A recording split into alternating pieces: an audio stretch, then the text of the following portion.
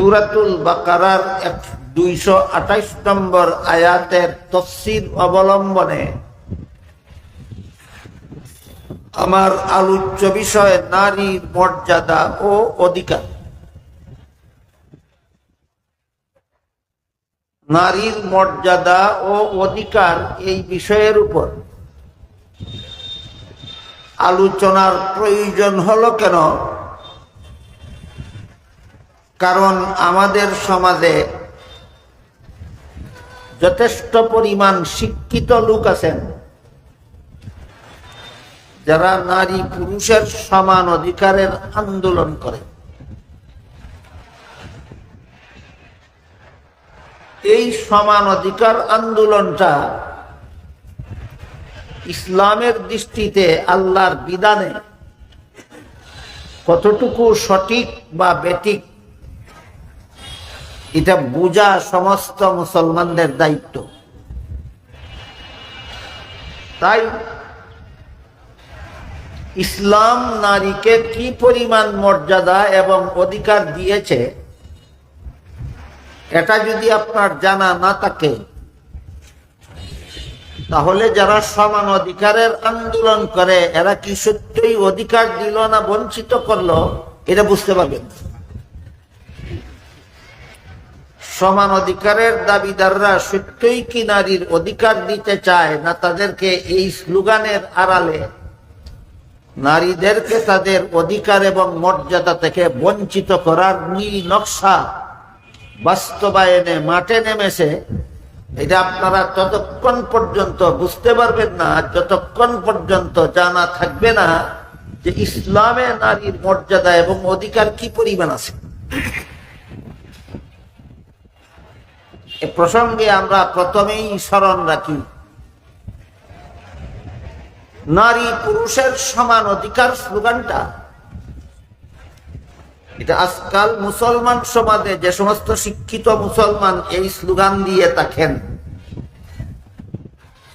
এদের নিজেদের মস্তিষ্ক প্রসূত নয়, এটা এদের মাথা ঘামানো কথা নয়। নারী পুরুষের সমান অধিকার স্লোগানটা এটা খ্রিস্টানদের কাছ থেকে আমদানি করা একটা স্লোগান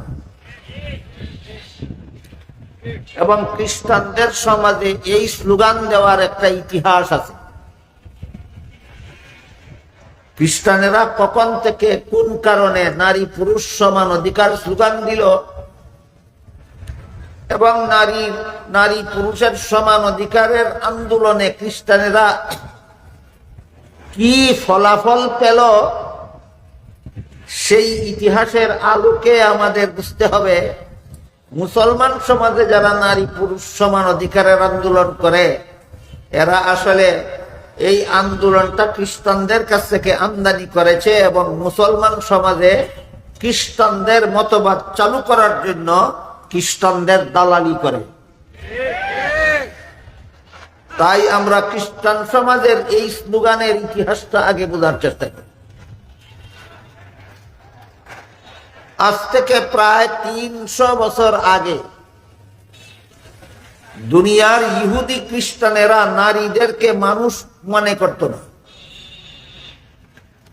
এরা নারীদেরকে জীব জন্তুর সমতুল্য মনে করত। এরা বলতো আল্লাহ যেমন গরু ছাগল হাঁস মুরগিরা নামের বিভিন্ন জীব জন্তু সৃষ্টি করেছেন মানুষের উপভোগের জন্য, ঠিক তেমনি ভাবে আল্লাহ নারী নামে এক প্রকার জন্তু সৃষ্টি করেছেন মানুষের উপভোগের জন্য। মাত্র 300 বছর আগের কথা। আজ থেকে 300 বছর আগে দুনিয়ার ইহুদি খ্রিস্টানেরা নারীদেরকে মানুষ গণ্য করত না, জীব জানোয়ার গণ্য করত। এই কারণে তখনকার ইহুদি খ্রিস্টানেরা বাড়ির থেকে কোথাও যাওয়ার সময় যেমন ভাবে গরু ছাগলকে হয়তো বেঁধে রেখে যেত আর না হয় তালাবদ্ধ করে যেত, তেমনি ভাবে নারীদেরকেও তারা বাড়ির থেকে কোথাও যাওয়ার সময় বাড়িতে রেখে যাওয়ার সময় হয়তো বেঁধে রেখে যেত আর না হয় তালাবদ্ধ করে রেখে যেত। অবস্থা বুঝে থাকলে বলুন, আজ থেকে 300 বছর আগের ইহুদি খ্রিস্টানেরা নারীদেরকে মানুষ গণ্য করত না, জানোয়ার গণ্য করত। এই অবস্থায় সর্বপ্রথম তাদের সমাজে নারীরা অধিকার আদায়ের আন্দোলনে নামে। খ্রিস্টানদের সমাজের অবস্থাটা বুঝে থাকলে বলুন, আন্দোলনের বাস্তবিকই দরকার ছিল কিনা? ছিল। যেহেতু নারীকে মানুষই মনে করে না, কোথাও গেলে পশু জানোয়ারের মতো নারীকে বেঁধে রেখে যায়। এই জন্য এই অবস্থার প্রেক্ষিতে ইহুদি খ্রিস্টান সমাজের নারীরা পুরুষের বিরুদ্ধে অধিকার আদায়ের আন্দোলনে নামে। আন্দোলনে নামতে গিয়া তারা যে স্লোগানটা উদ্ভাবন করেছিল, সেই স্লোগানটা ছিল, আমরা নারী পুরুষের সমান অধিকার চাই। এই হইল সমান অধিকার আন্দোলনের ইতিহাস। আমরা নারী পুরুষের সমান অধিকার চাই। অথচ এটা হলো আজ থেকে মাত্র 300 বছর আগের ঘটনা। অথচ আজ থেকে প্রায় 1500 বছর আগে আল্লাহ পাক রব্বুল আলামিন কুরআনের এই সূরাতুল বাকারার 228 নম্বর আয়াতের শেষের দিকে বলে দিয়েছেন, ওয়ালাহুন্না মিসলুল্লাযী আলাইহিন্না বিল মা'রুফ। নারীদের অধিকার আছে পুরুষের উপর, যেমন ভাবে পুরুষের অধিকার আছে নারীদের উপর। তবে তাদের পারস্পরিক অধিকারটা সমান অধিকার নয়, বরং পুরুষের উপর নারীদের অগ্রাধিকার আছে ন্যায্য। পুরুষের উপর নারীদের অগ্রাধিকার ন্যায্য। কুরআনে 1500 বছর আগে নারীকে পুরুষের সমান অধিকার ঘোষণা করেছিল না অগ্রাধিকার? যেখানে 1500 বছর আগে ইসলামে নারীদেরকে পুরুষের উপর অগ্রাধিকার দেওয়া হলো, সেখানে মাত্র 300 বছর আগে খ্রিস্টান নারীরা পুরুষের বিরুদ্ধে আন্দোলনে নেমে সমান অধিকার চাইল কেন? এর একমাত্র কারণ, এরা কুরআন জানেও না, মানেও না। দেখেন কথাটা বুঝলেন কিনা? কুরআনে দিল 1500 বছর আগে নারীদেরকে পুরুষের উপর অগ্রাধিকার। এরা 1200 বছর পরে সমান অধিকার চাইবে, কারণ এরা কুরআন জানেও না। ইহুদি খ্রিস্টানেরা কুরআন জানেও না, মানেও না। এই কুরআন না জানার কারণে, কুরআন না মানার কারণে, যেখানে 1500 বছর পূর্বেই কুরআন মহিলাদেরকে পুরুষের উপর অগ্রাধিকার অথবা একচেটিয়া অধিকার দিয়ে রেখেছে, বিষয়টা না জানার কারণে খ্রিস্টান নারীরা, ইহুদি নারীরা পুরুষের বিরুদ্ধে আন্দোলনে নেমে সমান অধিকার চেয়ে বসলো। কথাটা বুঝে থাকলে বলুন, সমান অধিকার চাইয়া তারা জিতল না ঠগল? এটাকে বলে চাইতে গিয়েই ঠগা খাইল। চাওয়াতেই ঠগা খাইছো তুমি, তো পাইবা আর কি গুড়ার দিন। তাই এখানে আমরা আগে একটু বোঝার চেষ্টা করি যে ইসলাম নারীদেরকে পুরুষের সমান অধিকার নয়, বরং হয়তো অগ্রাধিকার দেয়, আর না হয় একচেটিয়া অধিকার দেয়।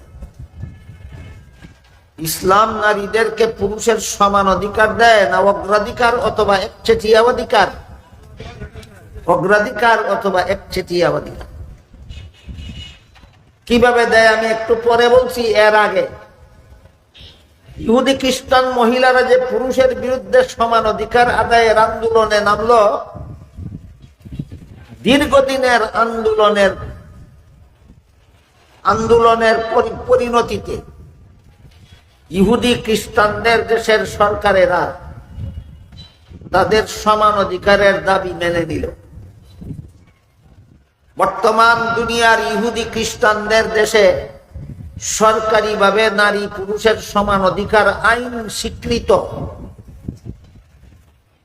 বর্তমান দুনিয়ার ইহুদি খ্রিস্টানদের দেশে নারী পুরুষের সমান অধিকার আইন সরকারিভাবে স্বীকৃত। সরকারি আইন মতো একটা পুরুষের যে পরিমাণ অধিকার আছে সমাজে, একটা মহিলার সেই পরিমাণ অধিকার আছে। যখন সরকারিভাবে এই আইন স্বীকৃত হলো ইহুদি খ্রিস্টানদের সমাজে যে নারী পুরুষের সমান অধিকার, তখন ওই প্রশ্ন আসলো, পুরুষ যদি পথে ঘাটে হাটে মাঠে শহরে বন্দরে যেখানে সেখানে পাহারাদার ছাড়া একা একাই চলাফেরা করতে পারে, তাহলে নারীরা পথে ঘাটে হাটে মাঠে শহরে বন্দরে যেখানে সেখানে পাহারাদার ছাড়া একা একা চলতে পারবে না কেন? বাধ্য হইয়া তাদের সরকারি আইন মতে নারীদেরকে কোনো পাহারাদার ছাড়া এমনি যেখানে সেখানে চলাফেরা করার বিচরণ করার ব্যবস্থা দিতে সেই দেশের সরকার এবং পুরুষেরা বাধ্য হলো, যেহেতু আইনত নারী পুরুষের সমান অধিকার।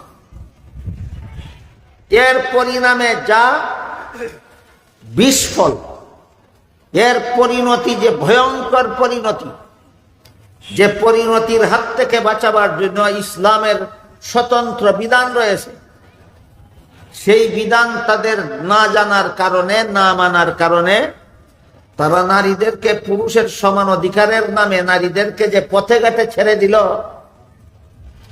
একটা পুরুষ যদি একা একা সারা রাত হোটেলে থাকতে পারে, একটা নারীও সমান অধিকারের দাবিতে একা একা সারা রাত হোটেলে থাকতে পারে। একটা পুরুষ যদি সারা রাত একা একা কোনো সঙ্গী সাথী ছাড়া ক্লাবে রাত্রি যাপন করতে পারে, একটা মহিলাও সমান অধিকারের আইনের বলে ক্লাবে একা একা সারা রাত রাত্রি যাপন করতে পারে। তাদের সমাজে একটা পুরুষ যেভাবে সমুদ্র সৈকতে একা একা সারা রাত্রি যাপন করতে পারে, সমান অধিকার আইনের বলে ইহুদি খ্রিস্টানের নারীরাও একা একা সমুদ্র সৈকতে রাত্রি যাপন করতে পারে। একটা পুরুষ যেভাবে একা একা সারা রাত জঙ্গলে কাটাতে কোনো বাধা নাই, সমান অধিকার আইনের বলে একটা মহিলাদেরও তাদের সারা রাত একা একা জঙ্গলে কাটাতে কোনো বাধা নেই। এই পরিস্থিতিটা সৃষ্টি হইল সমান অধিকার আইন পাস হওয়ার কারণে। বুঝে থাকলে বলেন, ইহুদি খ্রিস্টানদের সমাজে এই যে একটা পরিস্থিতি সৃষ্টি হইল, এটা কোন আইন পাস হওয়ার কারণে? সমান অধিকার আইন পাস হওয়ার। এর পরিণতিতে যা হইল সেটা হইল তাদের ইহুদি খ্রিস্টানদের সমাজে বর্তমান দুনিয়াতে যত দেশে ইহুদি খ্রিস্টান আছে, সবগুলি দেশে ইহুদি খ্রিস্টানদের সমাজে পথে ঘাটে হাটে মাঠে শহরে বন্দরে পার্কে ক্লাবে জঙ্গলে মহিলাদের মান ইজ্জত লুণ্ঠিত হয়ে গেছে। তাদের দেশে পথে ঘাটে মহিলাদের মান ইজ্জত লুণ্ঠিত হয়ে গেছে। তাদের দেশে মহিলাদের মান ইজ্জত ক্লাবে আর হোটেলে লুণ্ঠিত হয়ে গেছে। তাদের দেশে মহিলাদের মান ইজ্জত সমুদ্র সৈকতে আর জঙ্গলে লুণ্ঠিত হয়ে গেছে। বর্তমানে তাদের সমাজে যত মনুষ্য সন্তান, যত মানুষের সন্তান জন্ম হয়, এর সিংহভাগ হারামজাদা অবস্থায় জন্ম হয়। ইহুদি খ্রিস্টানদের দেশে এখন মহিলাদের গর্ভ থেকে বেশিরভাগ হালালজাদা জন্ম হয় না বেশিরভাগ হারামজাদা জন্ম হয়? এবার বলেন কোন আইনের ফসল? তাইলে বুঝতে পারছেন, কাহিনীটা বুঝতে পারছেন, সমান অধিকার আইনের ফসল। এই জন্য এই পরিস্থিতির থেকে তারা ফিরে আসার আর কোনো উপায় নাই। সমান অধিকার আইন পাশ করে মহিলাদেরকে ঘর থেকে বের করে দিয়েছে। মহিলারা পথে ঘাটে যেখানে সেখানে নিজেদের মান ইজ্জত লুণ্ঠন করে অবৈধ সন্তানগুলি নিজেদের পেটে ধারণ করার অভ্যাসে অভ্যস্ত হয়ে গেছে। এখান থেকে আর ফিরে আসার উপায় নাই। এই জন্য তাদের দেশের মেয়েরা বিয়ের আগেই সন্তানের মা হয়ে যায়। কবে হয়? বিয়ের আগে। সরকারি আইন আছে, যে কোনো সন্তান জন্ম হলে পরে সরকারি অফিসে সন্তানের জন্ম তারিখ রেজিস্ট্রেশন করতে হবে, যেটাকে জন্ম নিবন্ধন বলা হয়। তাদের দেশে সন্তানের জন্ম নিবন্ধন বাবার নামে হয় না, মায়ের নামে হয়। আমি নিজের চোখে দেখেছি। বর্তমান দুনিয়ার ইহুদি খ্রিস্টানদের দেশে মানুষের সন্তানের জন্ম নিবন্ধন বাবার নামে হয় না, মায়ের নামে হয়। আপনাদের কারো বিশ্বাস না হইলে দেখে আসেন। আমার কথার ব্যতিক্রম পাইলে আসা যাওয়ার খরচ আমি দিব। তারপরও দেখুন, ইহুদি খ্রিস্টানদের দেশের মানব সন্তানের জন্ম নিবন্ধন বাবার নামে হয় না, মায়ের নামে হয়। তার কারণ হলো সন্তানের বাবা কে এটা অন্য লোকে জানবে দূরের কথা, অনেক সময় সন্তানের মায়ে নিজেও জানে না। যেই সন্তানের বাপ সন্তানের মায়ও চিনে না, এই সন্তানের জন্ম নিবন্ধন বাবার নামে হওয়ার কোনো উপায় আছে? আপনাদের মনে প্রশ্ন জাগতে পারে যে দুনিয়ার কোনো মানুষে না চিনলেও মায়ে তো চিনার কথা। না, মায়েও চিনে না। এটা কিভাবে এবার শোনেন।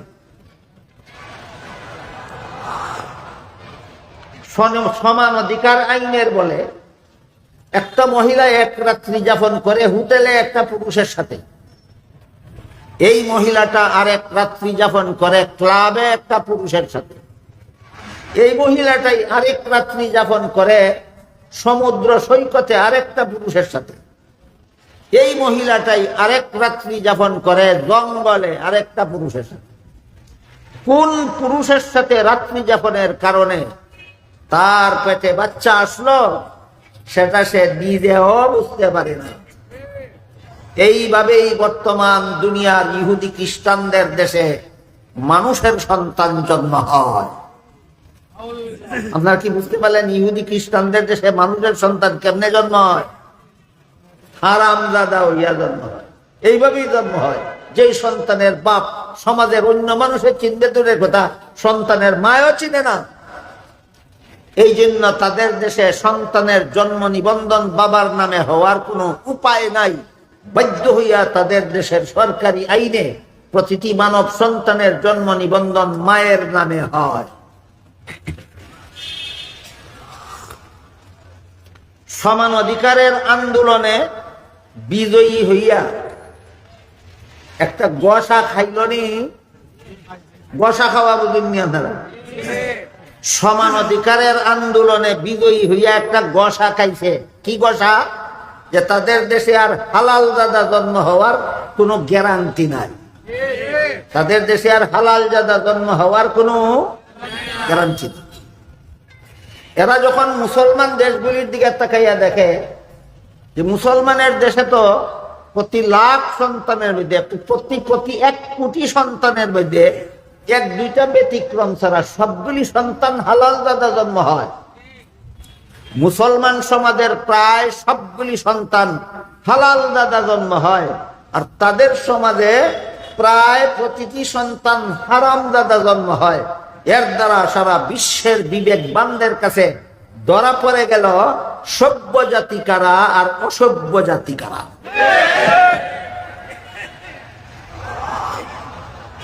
ঠিক যে বলেছেন, বুঝে শুনে বললেন কেন? আমি একটু পরীক্ষা করব। বলুন তো, যাদের সমাজে হালাল জাদা সন্তান জন্ম হয় হালাল জাদা হইয়া, এরা অসভ্য জাতি না সভ্য জাতি?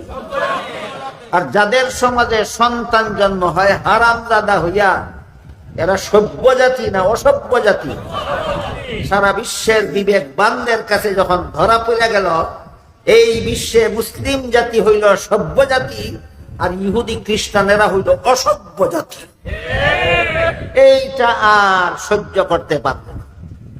মুসলমানরা সভ্য জাতি হিসাবে বিশ্বে পরিচিতি লাভ করবে আর ইহুদি খ্রিস্টানেরা অসভ্য জাতি হইয়া থাকবে, এটা তারা সহ্য করতে না পাইরা যে কূট কৌশল অবলম্বন করলো সেটা হইল একদল বুদ্ধিজীবী মুসলমানের, একদল শিক্ষিত মুসলমানের মাথায় সমান অধিকার আন্দোলন পুশিং করে দিল। একদল শিক্ষিত মুসলমানের মাথায় সমান অধিকারের স্লোগান পুশিং করে দিল। বলতে লাগলো, তোমাদের দেশে, তোমাদের মুসলমান সমাজে তোমরা সমান অধিকারের স্লোগান দিয়ে নারীদের অধিকার রক্ষা করো। দেখো না, নারীদেরকে ঘরে বন্দি করে রাখে মোল্লারা।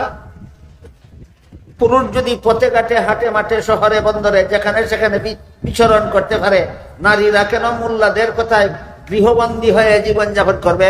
এই ধরনের কতগুলি আলগুবি কথা বুঝাইয়া এদেরকে পুশিং করে দিল। সমান অধিকারের আন্দোলন তোমাদের দেশে শুরু করো, যেন নারীরা গৃহবন্দী জীবন থেকে স্বাধীন জীবন যাপন করতে পারে।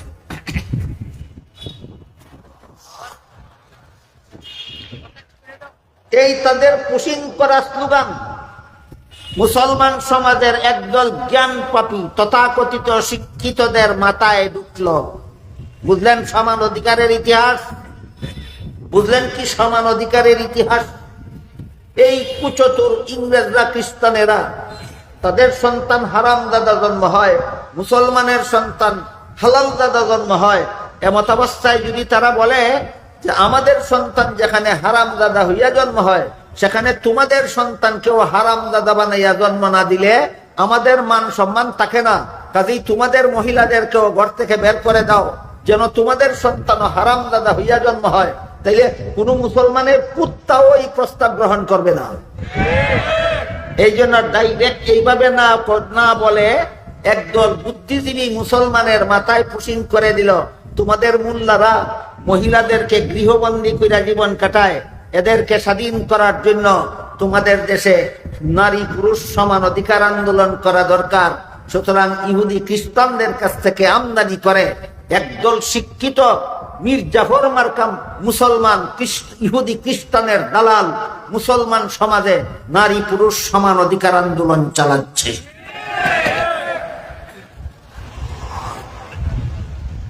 এই জন্য এখন বুঝার দরকার পড়ছে যে নারী পুরুষের অধিকার বাস্তবিকই সমান না ব্যবধান। এই জন্য বুঝার দরকার। সমান অধিকারের স্লোগান দিয়া, সমান অধিকারের আইন পাস করিয়া ইহুদি খ্রিস্টান জাতি জিতল না ঠগা খাইল? তাদের এই আইনের কারণে তাদের মা বোনের মান ইজ্জত রইল না ফতে ঘাটে গেল? এই দেশের যারা, আমাদের দেশের যে সমস্ত জ্ঞান পাপীরা ফতে ঘাটে মা বোনের মান ইজ্জত লুটে নিতে চায়, আমাদের দেশের যে সমস্ত জ্ঞান পাপীরা আপনাদের মা বোনের পেটে হারামজাদা জন্ম দিতে চায়, এরা ইহুদিদের খ্রিস্টানদের কাছ থেকে এই হারামজাদা জন্ম দেওয়ার স্লোগান, নারী পুরুষের সমান অধিকার স্লোগান আমদানি করেছে। তাই এবার আমরা বুঝার চেষ্টা করি সমান অধিকার কোত্থেকে আসলো, কার মাধ্যমে আসলো, কি কারণে আসলো বুঝার পরে এবার আমরা বোঝার চেষ্টা করব ইসলামে নারী পুরুষের সমান অধিকার না অগ্রাধিকার। আগের কথাটা যাদের মনে আছে একটু দয়া করে বলুন, ইসলামে নারী পুরুষের সমান অধিকারের দরকার আছে না আগের থেকেই অগ্রাধিকার? ইহুদি খ্রিস্টানদের নারীরা 16 আনা অধিকার থেকে বঞ্চিত ছিল, কোরআন জানতো না, কোরআন মানতো না, এই জন্য সমান অধিকারের স্লোগান দিয়া ঠগা খাইল, মানিজ্জত পথে ঘাটে গেল, হারামজাদা জন্ম দেওয়ার ব্যবস্থা হইল। ইসলাম ধর্মে তো 1400 বছর আগের থেকেই নারীদেরকে পুরুষের উপর অগ্রাধিকার অথবা একচেটিয়া অধিকার দেওয়া হয়েছে। এখানে সমান অধিকার আনফিট। মুসলমান সমাজে সমান অধিকার আনফিট।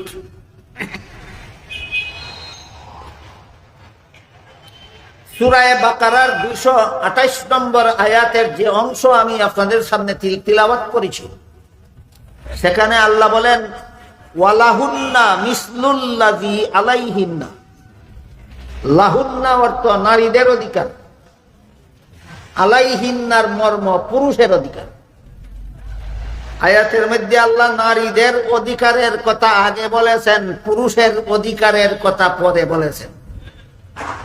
বুঝে থাকতে বলেন তো, সূরাতুল বাকারার 228 নম্বর আয়াতে আজ থেকে 300 বছর আগে আল্লাহ নারীদের অধিকার আগে বলেছেন? 300 বছর আগে না 1400 বছর আগে? 1400 বছর আগে আল্লাহ বলেছেন নারীর অধিকার আগে। আল্লাহ কুত্তার দলে 300 বছর আগে কয় অধিকার সমান হতে হবে। নারীর অধিকার আগে, পুরুষের অধিকার পরে। আপাতত আমরা এই কথাটার একটা উদাহরণের মাধ্যমে বোঝার চেষ্টা করি। ইসলামে নারীর অধিকার আগে কিভাবে আর পুরুষের অধিকার পরে কিভাবে? একটা মহিলা, একটা পুরুষ প্রাপ্তবয়স্ক হলে যেমন তার বিয়ের দরকার হয়, একটা মহিলাও প্রাপ্তবয়স্ক হলে তার বিয়ের দরকার হয়। কাজেই একটা পুরুষের কাছে একটা মহিলাকে যখন বিয়ে দেওয়া হয়, তখন দেখা যায় বিয়ের আদ্য সম্পন্ন হওয়ার আগেই স্ত্রীর মোহরানা ধার্য করে ফেলতে হয়। কোন সময় মোহর সাব্যস্ত করতে হয়? আগদের পরে, আগদের আগে। এই মোহরটা কার অধিকার? এটা মহিলার অধিকার। এরপর মৌখিক চুক্তি হোক, বিবাহের আদ্য হোক, অথবা সরকারি কাবিননামা হোক, এর মাধ্যমে পুরুষের পক্ষ থেকে, স্বামীর পক্ষ থেকে স্ত্রীর কতগুলি অধিকার আদায়ে অঙ্গীকারাবদ্ধ হতে হয়। সেটা হইল, তোমার সারা জীবনের খুরাকি আমি দেব, যা আমার দায়িত্ব, তোমার অধিকার। 2 নম্বর, তোমার সারা জীবনের যত পোশাকের দরকার সেটা আমার কাছে তোমার প্রাপ্য অধিকার।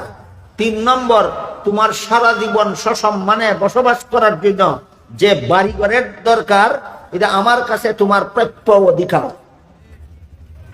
কোন পুরুষ যখন, কোন স্বামী যখন তার স্ত্রীর এই আপাতত 4টা অধিকার আদায় করতে রাজি হবে, নির্ধারিত মোহর আদায় করতে রাজি হবে, সারা জীবনের খুরাকি দিতে রাজি হবে, সারা জীবনের পোশাক দিতে রাজি হবে, সারা জীবন বসবাস করার উপযোগী বাড়িঘর দিতে রাজি হবে, তখন নারীর দায়িত্ব হয় তুমি স্বামীর বাড়ি যাও, স্বামীর বাড়িতে বসবাস করো, স্বামীর ঘর দেখাশোনা করো, স্বামীর বাচ্চা পেটে ধারণ করো, স্বামীর বাচ্চা লালন পালন করো।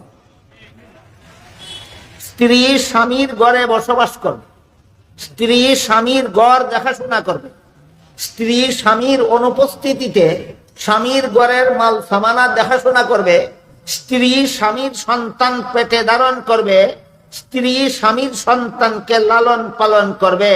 মোহর দেওয়ার আগে না পরে, খুরাকি দেওয়ার ওয়াদা করার আগে না পরে, সারা জীবনের পোশাক দেওয়ার ওয়াদা আগে করার আগে না পরে, সারা জীবন বসবাস করার উপযোগী বাড়িঘর দেওয়ার ওয়াদা করার আগে না পরে।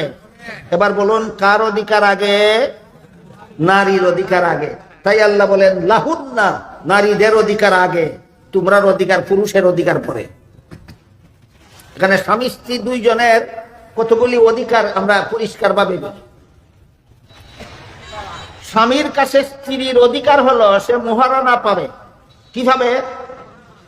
স্বামীর কাছে স্ত্রীর অধিকার হলো সে সারা জীবনের খুরাকি পাবে। স্বামীর কাছে স্ত্রীর অধিকার হলো সে সারা জীবনের পোশাক পাবে। স্বামীর কাছে স্ত্রীর অধিকার হলো সারা জীবন বসবাস করার উপযোগী বাড়িঘর পাবে। আর যদি মুসলমান হয় স্বামী স্ত্রী দুজন, তাহলে সবচেয়ে বড় অধিকার হলো মুসলমানের মতো জীবন যাপনের ব্যবস্থা দিতে হবে। স্বামী স্ত্রী দুইজন যদি মুসলমান হয়, তাহলে স্বামীর কাছে স্ত্রীর সবচেয়ে বড় অধিকার হলো মুসলমানের মতো জীবন যাপনের ব্যবস্থা দিতে হবে। এবার বলুন, এবার আমরা একটা একটা করে কোনে দেখি স্বামীর কাছে স্ত্রীর অধিকার কতগুলি। 1 নম্বর মোহর, 2 নম্বর পোশাক, 3 নম্বর খাদ্য, 4 নম্বর বাড়িঘর, 5 নম্বর মুসলমানের মতো জীবনযাপনের ব্যবস্থা। এই 5টা অধিকার স্ত্রীর দিতে যখন স্বামী আগে যখন দিতে রাজি হয়, তখন স্বামীর অধিকার স্ত্রীর উপর প্রতিষ্ঠিত হয়। এখন তোমার উপর আমার অধিকার হলো, তুমি আমার বাড়িতে বসবাস করবে, তুমি আমার ঘর দেখাশোনা করবে, তুমি আমার ঘরের মাল সামান দেখাশোনা করবে, তুমি আমার বাচ্চা গর্ভে ধারণ করবে, তুমি আমার বাচ্চাকে লালন পালন করবে। স্ত্রীরও 5টা অধিকার, স্বামীরও 5টা অধিকার। ইসলামের বিধান মতে বুঝে থাকলে এবার বলুন কাটটা আগে। এই জন্য আল্লাহ বললেন ওয়ালাহুন্না মিসলুল্লাযী আলাইহিন্না বিল মারুফ, নারীদের অধিকার তোমাদের উপর আগে আর তোমাদের অধিকার নারীদের উপর পরে।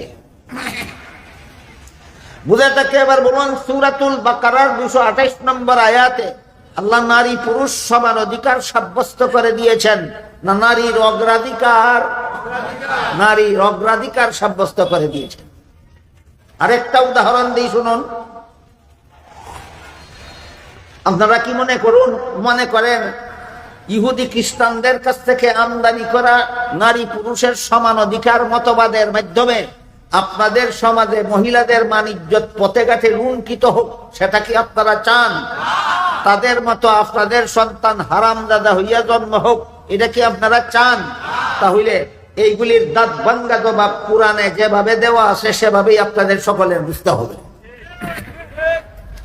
এবার ইসলামে নারীর অগ্রাধিকারের আরেকটা উদাহরণ দিচ্ছি শুনুন। ইসলামের বিধানে কোন বাবার ঘরে যদি একটা ছেলে জন্ম হয়, ছেলেটাকে লালন পালন করা বাবার দায়িত্ব হয় কতদিন? ছেলেটা নাবালক তাকে যতদিন। এটা মনে রাখেন, এটা ইসলামের বিধান। ইসলামের বিধানে বাবার ঘরে যখন কোনো ছেলে জন্ম হয়, ছেলেকে লালন পালনের দায়িত্ব বাবার উপর বর্তায় কতদিন? ছেলে নাবালক থাকবে যতদিন। কিন্তু এই বাবার গর্ভে যদি একটা মেয়ে জন্ম হয়, ইসলামের বিধান বলে নাবালক সাবালক প্রশ্ন নাই, যতদিন পর্যন্ত মেয়ের বিয়ে না হবে ততদিন পর্যন্ত লালন পালনের দায়িত্ব বাবার উপর বর্তায়। এই দুইটা বিধান ইসলামের বুঝে থাকলে বলুন, ছেলে লালন পালন করা ইসলামের বিধানে ছেলে লালন পালন করার দায়িত্ব বাবার উপর বর্তায় কতদিন? নাবালক থাকবে যতদিন। আর ইসলামের বিধান মতো মেয়ে লালন পালনের দায়িত্ব বাবার উপর বর্তায় কতদিন? বিয়ে না হবে যতদিন। সুতরাং জীবনের শুরুতেই বাবার সম্পদে লালিত পালিত হওয়ার অধিকার ছেলে মেয়ে সমান পাইল না মেয়ে অগ্রাধিকার পাইল? তাইলে যারা সমান অধিকার মুসলমানের সমাজে যারা জপে গন্ড মূর্খের দল, ঠিক গুড়ার ডিম বুঝে সমান অধিকার কাকে বলে?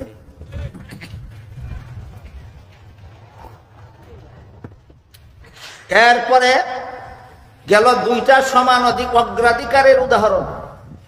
এবার শুনুন কতগুলি একচেটিয়া অধিকারের উদাহরণ। ইসলাম মহিলাদেরকে পুরুষের উপর বিভিন্ন ক্ষেত্রে শুধু অগ্রাধিকার দিয়েছে তাই নয়, বরং ইসলাম মুসলমানের সমাজে মহিলাদেরকে অনেক ক্ষেত্রেই পুরুষের উপর একচেটিয়া অধিকার দিয়েছে। একচেটিয়া অগ্রাধিকার নয়, একচেটিয়া অধিকার। এর এক নম্বর হইল মুহরানা। একটা ছেলে যেমন যৌবনের প্রয়োজনে বিয়ে করে, একটা মেয়েও যৌবনের প্রয়োজনেই বিয়ে করে। একটা ছেলের সাথে একটা মেয়ের বিয়ে হইল একতরফা দরকারে না উভয়ের সমান দরকারে? বুঝেন তো কথা আপনারা? একটা ছেলে বয়স্ক হইলে যেমন তার যৌবনের চাহিদা হয় বিয়ে করতে, সুতরাং যৌবনের চাহিদার তাড়নায় সে বিয়ে করে। একটা মেয়েরও বয়স্ক হইলে যৌবনের তাড়নায় তার বিয়ের দরকার হয়। সুতরাং একটা ছেলের সাথে একটা মেয়ের বিয়ে হয় একতরফা দরকারে না উভয়ের সমান দরকারে? তাহলে এবার বিবেককে জিজ্ঞাসা করে বলুন, মহিলার প্রয়োজনে পুরুষের কাছে বিয়ে বসলো, পুরুষের প্রয়োজনে মহিলাকে বিয়ে করলো, এর বিনিময়ে যদি কোনো ফিস দিতে হয়, ফিস, তাইলে একতরফা দিবে না উভয়কে দিতে হবে? কিন্তু ইসলাম বলে না, মহিলা তার স্বামীকে এক পয়সাও ফিস দিবে না। আপনাদের অফিসিয়াল ভাষায় ফিস বলতে পারেন, ইসলামের পরিভাষায় এটার নাম ওই মোহর। ইসলামের পরিভাষায় এটার নাম ওই মোহর। ইসলামের বিধান বলে মেয়ে তার স্বামীকে একটা টাকাও মোহর দিবে না, একতরফা ভাবে স্বামী মেয়েকে মোহর দেবে। এটা একটা সমান অধিকার হইল না একটা অগ্রাধিকার হইল না একচেটিয়া অধিকার হইল? যে একচেটিয়া অধিকার। এই সমস্ত খ্রিস্টানদের দালাল মুসলমান সমাজের জ্ঞান পাপীরাজের বলে নারী পুরুষের সমান অধিকার চাই, এই সমস্ত মির্জাফরদের এই দুঃখবাদী স্লোগান যদি আজকে মুসলমান সমাজ মেনে নেয়, আজকে যদি আপনারা মেনে নেন ইহুদি খ্রিস্টানদের মতো, হ্যাঁ ঠিক আছে আমরা ওই নারী পুরুষের সমান অধিকার মেনে নিলাম, তাহলে আগামীকাল থেকে যত ছেলে বিয়ে করবে, প্রত্যেকটা ছেলে বিয়ে করার সময় বউকে যদি 5 লাখ টাকা মোহর দেয়, বউয়ের কাছ থেকে আরো 5 লাখ টাকা যৌতুক গ্রহণ করবে, বলবে আমি যেহেতু তরে দিলাম 5 লাখ, তুইও আমারে দে 5 লাখ, যেহেতু সমান অধিকার। কেমন মজার সমান অধিকার প্রতিষ্ঠা হবে, বিষয়টা কি বুঝাতে পারলাম? আজকে যদি আপনারা এই সমস্ত বাটপারদের স্লোগানটা মেনে নেন, নারী পুরুষ সমান অধিকার, আগামীকাল থেকে যে সমস্ত ছেলেরা বিয়ে করবে এরা বলবে তোর প্রয়োজনে আমার কাছে বিয়া বইছস, আমার প্রয়োজনে তোরে বিয়া করছি, আমি যদি তোরে 5 লাখ টাকা মোহর দিতে হয়, তুইও আমারে 5 লাখ টাকা যৌতুক দে, যেহেতু সমান অধিকার। তাহলে সমান অধিকার প্রতিষ্ঠিত হলে সত্যই নারীরা অধিকার পাবে না অধিকার থেকে বঞ্চিত হবে? এই জন্য আমি বলি, যারা মুসলমান সমাজে যারা সমান অধিকার দফে, এদের মাথায় গোবর ছাড়া আর কিছু নাই। এরপরেও যেখানে ইসলামের বিধানে নারী পুরুষ 2 জন বিবাহ বন্ধনে আবদ্ধ হওয়ার বিনিময়ে ফিস বলেন মোহর বলেন দিতে হবে একতরফা ভাবে, স্বামীর পক্ষ থেকে স্ত্রীকে, স্ত্রীর পক্ষ থেকে স্বামীকে দেওয়ার কিছু নাই, এমনকি স্বামী স্ত্রীর কাছ থেকে চেয়ে নেওয়ারও কোনো অধিকার নাই, আমাকে দাও বলারও কোনো অধিকার নেই। এরপরেও আমাদের সমাজে ফাঁকে ফাঁকে মাঝে মধ্যে ছেলে বিয়ার আগেই মেয়ের বাপের সাথে কন্ট্যাক্ট করে, যদি একটা হুন্ডা দাও তাইলে বিয়া করবো, করেনি এরকম? যদি একটা প্রাইভেট গাড়ি দাও তাইলে বিয়া করব, যদি 5 লাখ টাকা আমাকে দোকানের পুঁজি দাও তাইলে বিয়া করব, চুনারঘাট বাজারে যদি দোকানের জন্য একটা বিটা দাও তাইলে বিয়া করব, এরকম চুক্তি করেনি? এই চুক্তি কইরা যেটা নেয় ছেলে মেয়ের বাবার কাছ থেকে বিবাহ বন্ধনের আগেই, এই চুক্তির মাধ্যমে যে ধন সম্পদটা গ্রহণ করে, এটাকেই আমাদের দেশীয় পরিভাষায় যৌতুক বলা হয়। ইসলামের বিধানে যৌতুক নেওয়া হারাম, ইসলামের বিধানে যৌতুক নেওয়া হারাম। মোহর দেওয়া ফরজ, মোহর দেওয়া ফরজ, যৌতুক নেওয়া হারাম। মোহর দেওয়া ফরজ, যৌতুক নেওয়া হারাম। সমান অধিকারের কারণে না স্ত্রীর একচেটিয়া অধিকারের কারণে? তাইলে ইসলামের সমান অধিকার দেওয়া হয়েছে না অগ্রাধিকার অথবা একচেটিয়া অধিকার দেওয়া হয়েছে? গেল মোহরের ব্যাপার। এরপরে দেখুন, বিবাহ বন্ধনে আবদ্ধ হওয়ার পর থেকে স্ত্রীকে সারা জীবনের পোশাক দেওয়া, এটা স্বামীর কাছে স্ত্রীর অধিকার। স্ত্রী দিবে, স্বামী স্ত্রীর সারা জীবনের পোশাক দিবে। স্ত্রী স্বামীকে পোশাক দেওয়ার কোনো দায়িত্ব নাই, স্ত্রীর সকল পোশাক দেওয়ার দায়িত্ব পুরুষের। আজকে থেকে যদি আপনারা এই বাটপারদের স্লোগান মেনে নেন, এই সমান অধিকারের কথা আইনটা পাশ করে নেন, আগামীকাল থেকে যে সমস্ত ছেলেরা বিয়ে করবে এরা বলবে 1 বছর তোর পোশাক আমি দিব, আর 1 বছর আমার পোশাক তুই দিবে, যেহেতু সমান অধিকার। কেমন মজার সমান অধিকার মনে করেন? 3 নম্বর, পোশাক দিয়েই দায়িত্ব শেষ না সারা জীবনের খোরাকি? সারা জীবনের খোরাকি ইসলামের বিধানে কে দিবে কাকে? স্বামী দিবে স্ত্রীকে। আজকে যদি আপনারা সমান অধিকার আইন পাশ করে নেন, আগামীকাল থেকে যে সমস্ত ছেলেরা বিয়ে করবে এরা বলবে 1 বছর তোরে আমি লালন পালন করব, আর 1 বছর তুই আমারে লালন পালন করবে, যেহেতু সমান অধিকার। এরপরে খোরাকি দিয়েই শেষ না বসবাসের উপযোগী বাড়িঘর? উভয়কে দিবে না একচেটিয়া ভাবে স্বামী তার স্ত্রীকে দিবে? আজকে যদি আপনারা সমান অধিকার মেনে নেন, আগামীকাল থেকে যে সমস্ত ছেলেরা বিয়ে করবে এরা বিয়ার সময়ই বউরে কইব তুই আমার বাড়ি, আমার বাপের বাড়ি বসবাস করবে 1 বছর, আর আমি তোর বাপের বাড়ি বসবাস করবো আর 1 বছর, যেহেতু সমান অধিকার। আমি কি আপনাদেরকে বুঝাতে পারলাম? এই সমান অধিকারের স্লোগানদারি তথাকথিত জ্ঞান পাপীদের মাথায় মস্তক আছে না গোবর আছে? এই গোবর নিয়ে চলে, গোবর নিয়ে চেঁচায়, গোবর মাথায় গোবর নিয়ে সমান অধিকারের স্লোগান দেয়। এই পর্যন্তই, কথা শেষ নয়। এদেরকে বাটপার বললাম কেন? আসলে এরা কিছু না কিছু বুঝে, এতটুকু বুঝে যে আসলে নারী পুরুষ কোনোদিন সমান অধিকার হতে পারে না। এটা বুঝে তারাও।